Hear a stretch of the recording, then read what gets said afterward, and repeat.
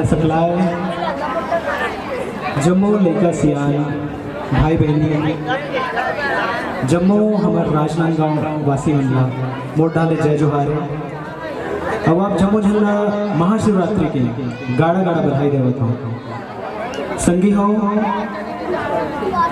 जैसे कि हम लगातार गीत संगीत के माध्यम ले हमारे छत्तीसगढ़ी संस्कृति लोकगीत गीत संगीत ला आगे आगू बढ़ाए के बूता करत हन, एक छोटे से प्रयास करत हन और हमन नहीं जाने कि कते को में सफल हो पाए, लेकिन आप मन के माया दुलार लगातार मिलत है तो हमन लगता कि हमन आगू भी इसमें नवा नवा गीत संगीत बढ़िया बढ़िया लाए की कोशिश करबो।